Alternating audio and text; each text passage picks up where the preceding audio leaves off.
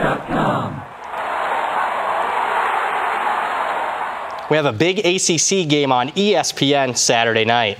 This is Brad Powers in the pregame.com studios just off the Vegas Strip, where we are indeed talking Saturday college hoops. We got Notre Dame at North Carolina. Two teams that have been struggling. Who do you like? Yeah, we're going to take those two teams' struggling offenses, and we're going to go over the total. That's right, we're going to go over 156 or less. And let's talk about this. We are taping this on Wednesday, so a little bit of line projection that goes into this one. What we have here is some recency bias towards the under. Both Notre Dame and North Carolina known for their offense. They're usually top 20 in the country.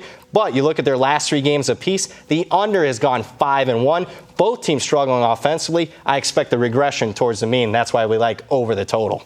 I like the idea here. Very common for wise guys. They like to look at season-long stats. And if something hasn't fundamentally changed for a team, they'll look at a 2 or 3 game run, oftentimes just being an aberration, right? No question about it. And you look at these two teams. I mean, the college basketball season seems to get longer and longer. And we're talking late January. Not a lot of these games matter. Can have some tired legs, especially in conference play. You can have an off shooting night. I'd much rather back the season-long stats that say both of these teams are top 20 nationally on the offensive side.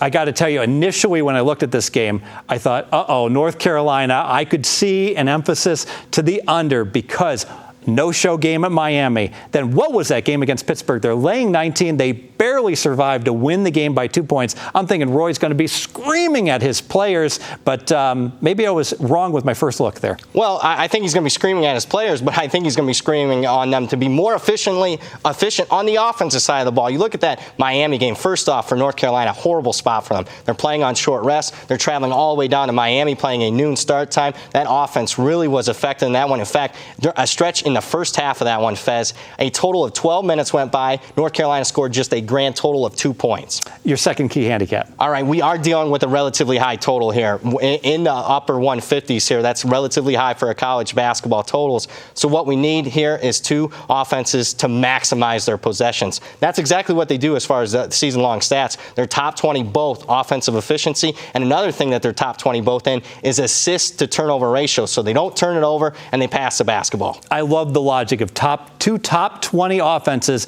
off bad patches, all of a sudden putting it together. I tell you, I was going to go ahead and disagree with that. I had my pink pen out. I was going to draw a big X through it. I've come around to it. I like it. Yeah, and one other thing that's in their favor here, Notre Dame, you look at free throw percentages. A lot of times, hey, these totals are close. It's the end of the game. You need them to make those free throws. Notre Dame, number 2 in the country in free throw percentage. Let's make it official. Yeah, let's make this one official. We're going to go over the total. And here's my pre-opener handicap on this one. We have some recency bias towards the under. Both offenses have been struggling. I look for a regression towards the mean. And these under games between these two teams creates more value towards the over. Plus, with a high total, we need both teams to maximize offensive possessions, and both of them rank in the top 20 as far as offensive efficiency, and both rank in the top 20 as far as assist to turnover ratio. Add it all up, and I'm looking over the total at 156 or less. More videos at pregame.com.